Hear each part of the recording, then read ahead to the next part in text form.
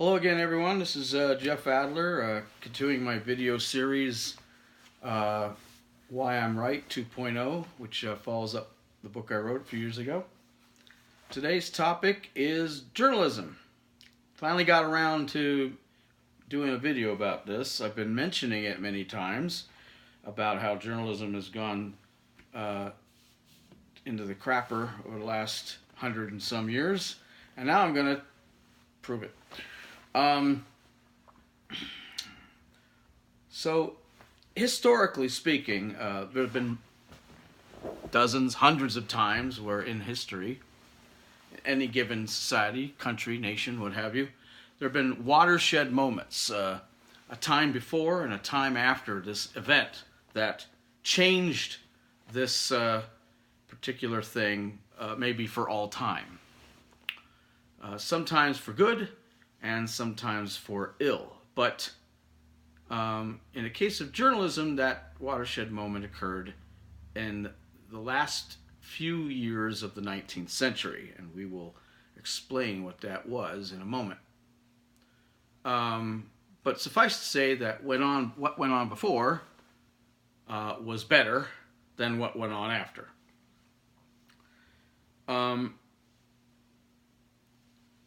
To illustrate that, what I'd want to tell you is that before this event, series of events, the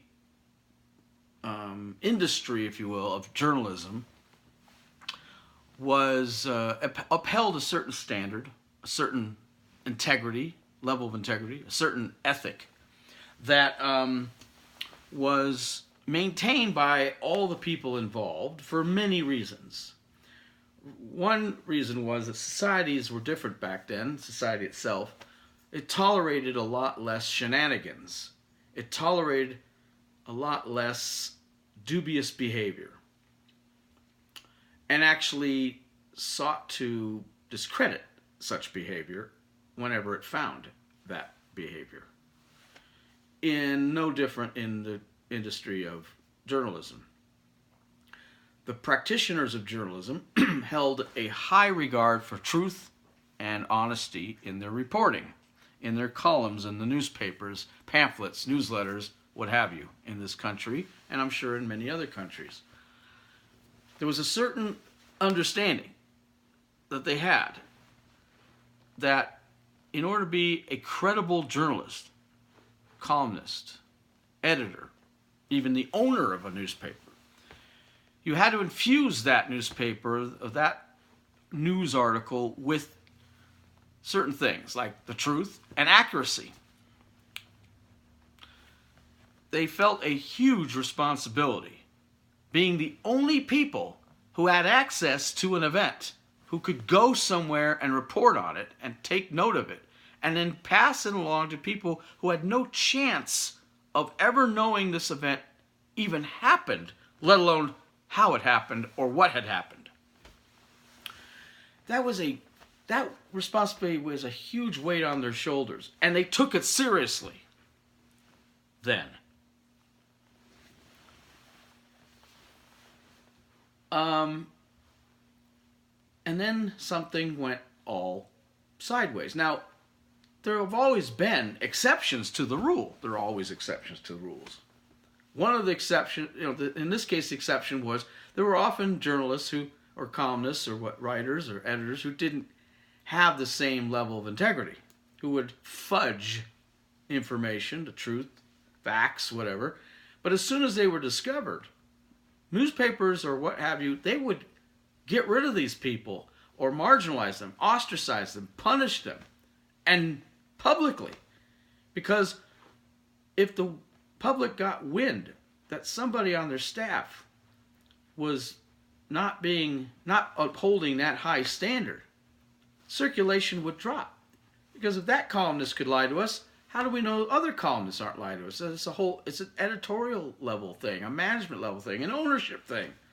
So these people were dealt with, and swiftly, to keep circulation up. If it went down, in some cases, they could not come back.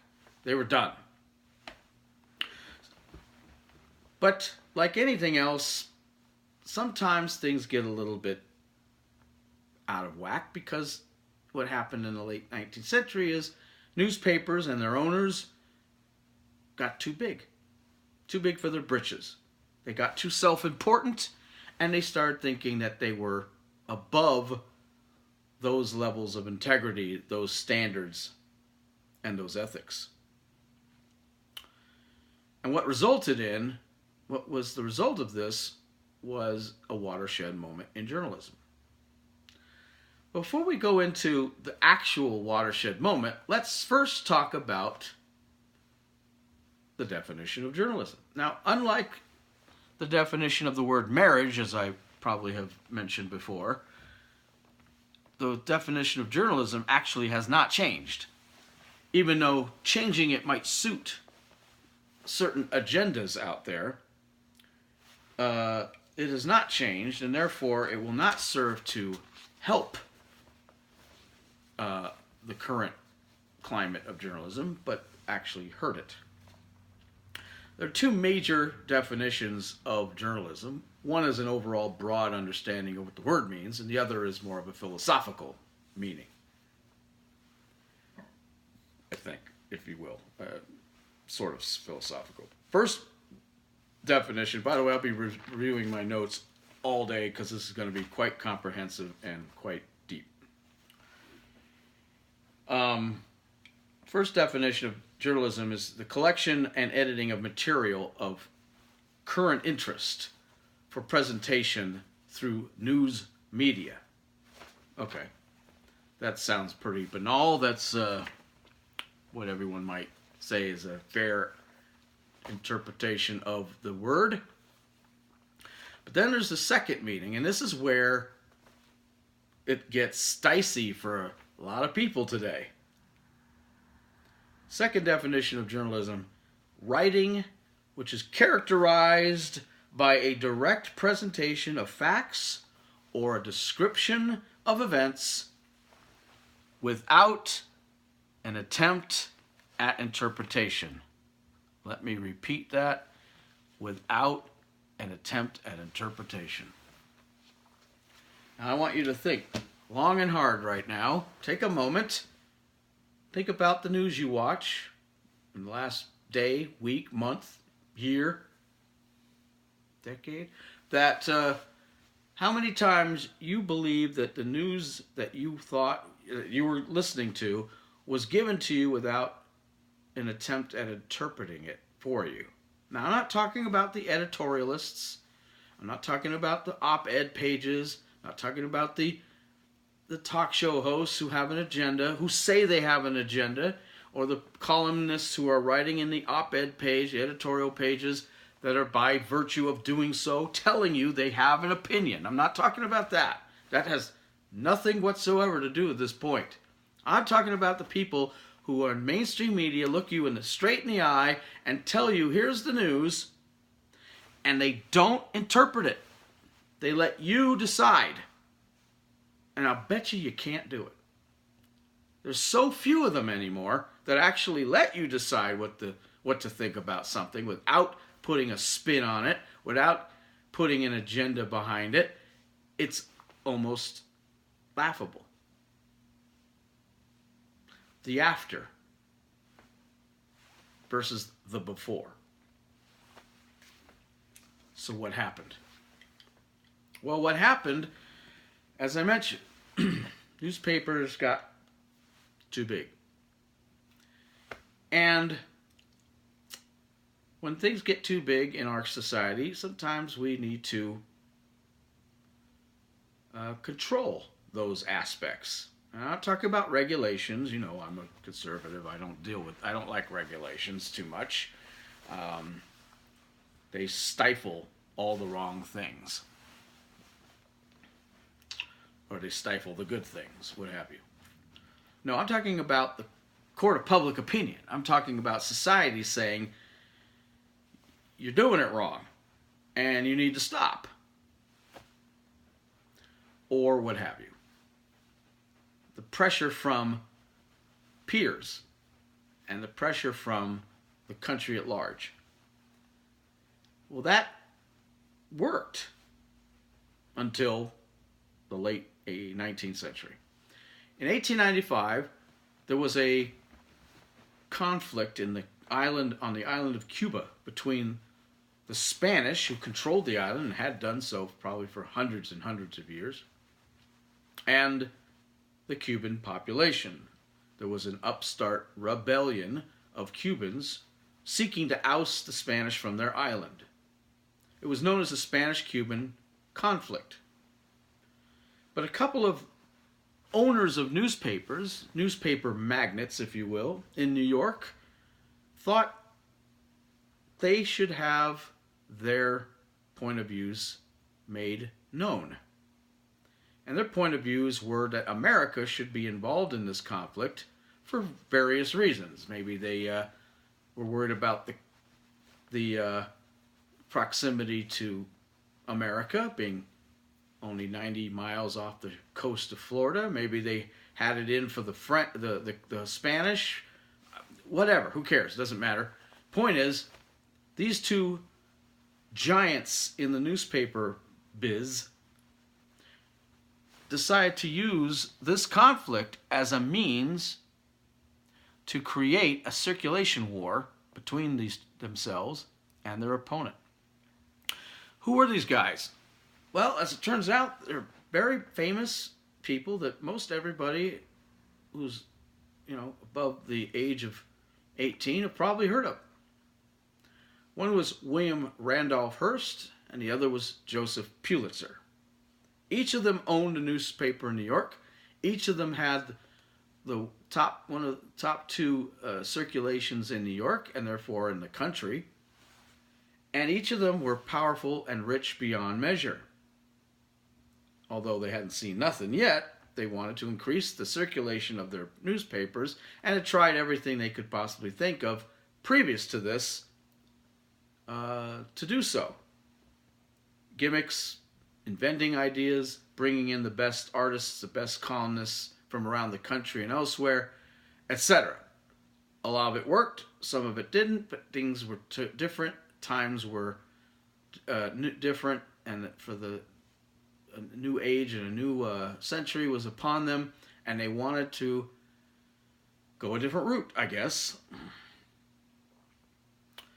And so they began a circulation war amongst themselves, using the conflict in Cuba as a background.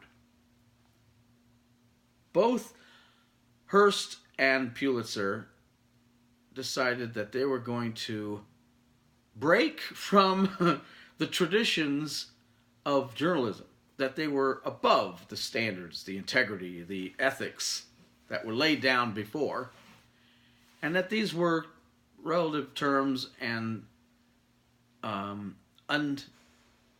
they were in the way of better circulation. And so in 1895, this war began, and it basically started out by sensationalizing news. Bolder headlines, a little bit more iffy on the facts, and a little bit more high on the propaganda. They wanted to push America's involvement in this war, and they highlighted all the good stuff and under-highlighted or gave less credence to the things they wanted to avoid or not emphasize. And what the result of this was a watershed moment in journalism. So, historically, here's how this event unfolded.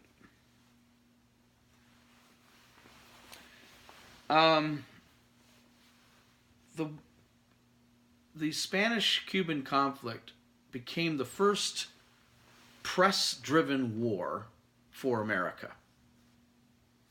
And these two guys drove it. In 1895 or 1896, William Randolph Hearst had his best artist, a person who is famous today, even today, by the name of Frederick Remington, who, as you know, later on became famous for his sculptures and whatnot. But Frederick Remington was hired by the New York newspaper owned by William Randolph Hearst as a sketch artist. Back then, photography was expensive and hard to get the equipment required, which was a lot of equipment, to any given location. And so photography in newspapers was almost still, by that time, unheard of. And instead, artists would go to these locations and sketch scenes or what have you, and that was what was put in the newspaper. Remington was the main guy for Hearst in his newspaper. He sent him to Cuba to take stock of what was going on down there. And he reported at one point that there wasn't much going on there. There was nothing to report. It was kind of quiet down here. To which William Randolph Hearst was purportedly noted of a saying, although it's not been proven. In fact, it's probably not even true, but these are myths and legends that occur. In response to Remington's report of all being quiet, he supposedly told Remington, "You supply the pictures and I'll supply the war." Now think about that, folks.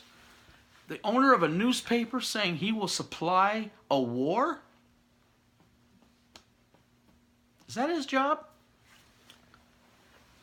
Does that comport with the definition of journalism I just rattled off? Does that have anything at all to do with journalism? I'll supply the war. Talk about self-importance. Talk about being too big for your britches. What business was it of his to start a war? But Pulitzer would not be outdone by his rival. A year later, he invented something that we see every day in newspapers. Up until that time, these self-same artists like Remington were hired to try to pass along ideas with regard to current events, often about politics, their government, and current issues of the day. They wrote, or drew, I should say, these single pictures portraying people, ideas, using drawings of people or animals or what have you, with captions and arrows with descriptions of what the various parts of the picture were portraying, all to try to explain an idea that the artist or the newspaper wanted to explain. Something was good or bad, an idea was lofty or beneath contempt, what have you. Political cartoonists were quite popular and made a lot of money. Pulitzer decided to take this idea and go to the next step. He realized the limitation of a single picture trying to portray an idea, and decided to hire one of his people, man named Richard Outcault, to create a series of pictures in a strip that would portray an idea, all at the same time, giving the artist, in this case Richard Outcault, more ability to get the idea out than a single frame, a single picture would do. The main character of this comic strip, as it was then called, it was later called, was a character by the name of Yellow Boy. Yellow Boy was the character that basically gave words to the feelings of Joseph Pulitzer and his newspaper with regard to the Spanish-Cuban conflict. And because of the Yellow Boy's popularity and because of the effect that this type of journalism began to have on society, where more and more people were interested in the eye-popping, eye-catching headlines, and because of the nature of the sensationalism of this kind of journalism, and the introduction of Yellow Boy into the mainstream media at the time, this type of journalism was given a new name. And that name was yellow journalism. And the purveyors of yellow journalism made profit for the first time. They increased circulation for the first time. And they altered journalism forever. Yellow journalism is so described now as sensationalism, exaggeration, unsubstantiated statements of fact, eye-catching headlines, scandal-mongering, etc., etc. All of which began in order to promote a war. And we'll talk about that war and what its results were and what other history-changing things yellow journalism created in the next part. See you then.